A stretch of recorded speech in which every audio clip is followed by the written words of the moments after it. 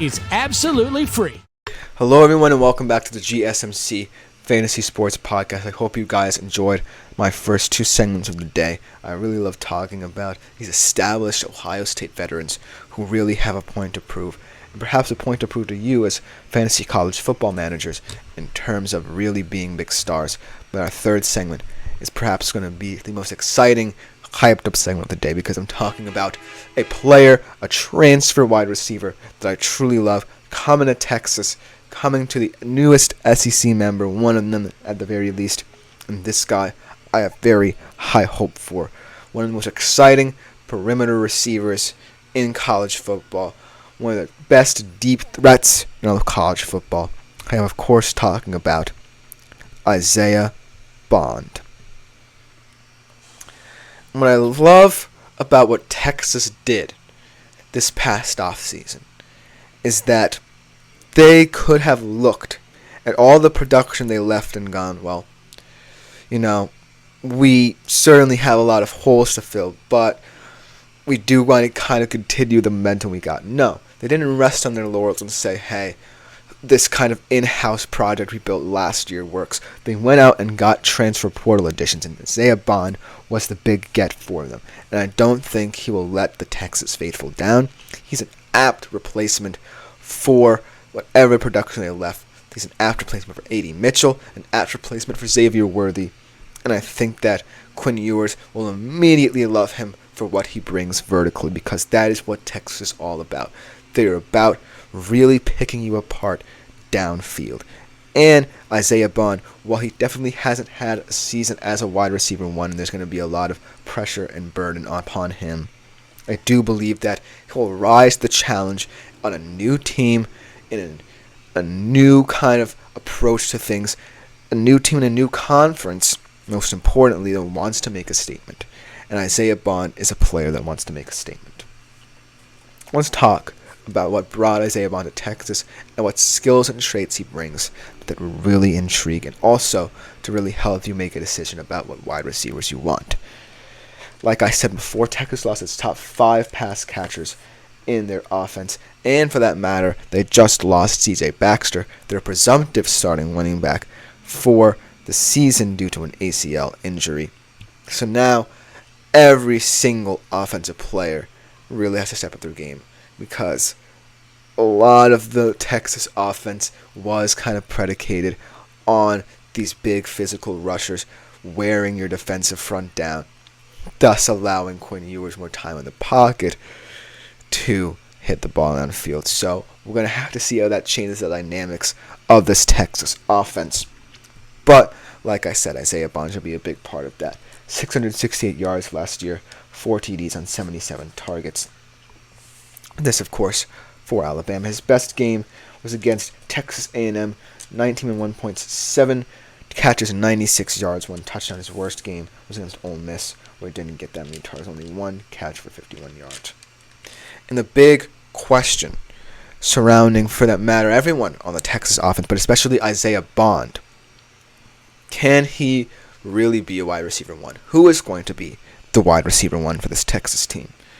And while I like to say Isaiah Bond is, I think this is a very by committee wide receiver room, which we don't often see in football that often, where your wide receiver room is so well balanced that you don't really have a quote unquote wide receiver one. And I look at the Texas receivers that they brought into the portal outside of Bond, guys like Matthew Golden from Houston, Silas Bolden from Oregon State. They both profile as very savvy kind of football players at the wide receiver position. They profile as route runners. They profile as guys who are intelligent. They can make certain reads, run certain routes to the T. But when I look at Isaiah Bond, what makes him so special is that he, out of all of them, was in a system where he also didn't necessarily feel like a wide receiver one whenever you saw him play. He more so felt like someone who profiled as a gadget kind of receiver, if that makes a little bit of sense, where he could line up on the perimeter because that was where he felt most comfortable and just, kind of make of that what you will kind of player, if that makes sense. He was a kind of player who didn't necessarily always have to go to, but he was always there as that deep threat. And that's what I feel like he could bring to Texas. But the reason why I'm calling him the wide receiver one, the presumptive wide receiver one, is that when I look at what Texas did last year, when they had two guys who had very similar profiles, two guys that could take the top off the defense,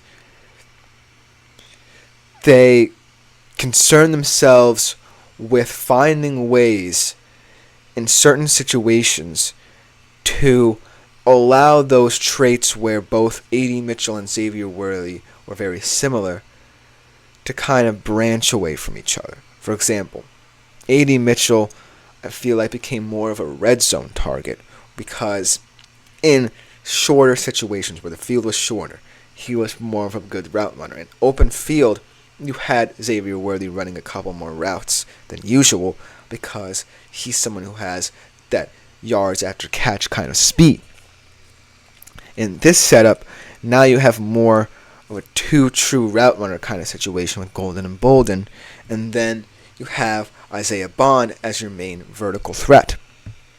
So it kind of plays out perfectly when you think about it, due to the affinity for Steve Sarkisian to, while wanting to take the top off the defense, he also wants to create kind of timing situations for Quinn Ewers, because Quinn Ewers, he wants to always stay on schedule with his throws. There's a tempo to the Texas offense that they want to employ, and the utmost importance is that Quinn Ewers is comfortable with that tempo.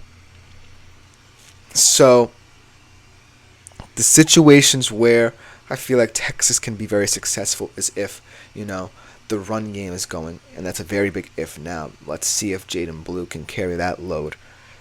But also, by assuming the role of anticipatory kind of QB, because that's what's going to take in the SEC, and that's what it's going to take to really get all of these new receivers implemented. Whereas Ohio State has Ibuka and Henderson to fall back on, Texas doesn't really have that guy. So Isaiah Bond, I certainly feel as if is going to have a lot of pressure to do that. But I also feel like a lot of the rhythm of the Texas offense suits him because he's not always going to be, the main target. When Texas is driving, they're going to pick and choose their moments to attack the defense. And that's where Isaiah Bond is the most useful weapon. And in terms of fantasy, how that translates stats-wise, well, he may only be good for about 5 to 10 catches a game, but all of those catches will be for important yardage. All of those catches add up, and all of those targets add up as well. And Isaiah Bond's catch radius is also remarkable. We saw it in the game against Auburn when he had that remarkable touchdown. We see it when he gets more vertical. And that's important because, early on in their careers, well, more so Xavier Worthy than A.D. Mitchell, they were worried about drops. And so you need kind of a vertical threat who you're comfortable if you're Quinn Ewers throwing the football on the field and him running into the space and making that contested catch. And so when I try and compare Texas wide receiver room to other wide receiver rooms, I really can't. Because you never really know who might get the lion's share of the targets, because I feel like Steven Sarkisian values verticality and he values going for the home run. But what I saw from the Texas offense last year really was very exciting in terms of the verbiage it created. It was a very complex system with a lot of moving parts. And while it certainly seemed that could be the detriment to Quinn Ewers and what he's capable of, it also adds the factor of unpredictability and the ability for these newer receivers to feel more comfortable. Because while it's cliche to say that unpredictability breeds success, That's what I think Texas is going for. They're heading into the SEC. They want to make noise. They feel as if they can really challenge Georgia for that SEC title. And when I think about the way that Steve Sarkisian attacked the portal and diagnosed the players he wanted, I feel as if the Texas offense this year is going to predicate itself on variation, unpredictability, and the element of surprise. And while it might puzzle a lot of college football fans, especially my fellow Texas fans, it all works out, I feel, in a way where every single player in this offense, most importantly Quinn Ewers, feels very comfortable. Because the big question surrounding Quinn Ewers was his inconsistencies. And if there's a tempo, yet also a mixture of surprise added in, then that could allow Quinn Ewers to feel comfortable, like saying, okay, we're developing a nice tempo, but I have this play in my back pocket that I can unleash on the defense at any given moment. And that's what I feel like Isaiah Bond comes in. He's not your typical wide receiver one, and I want to establish that. He's not your typical wide receiver one because I'm not sure if he's going to be the most savvy route runner on this Texas team.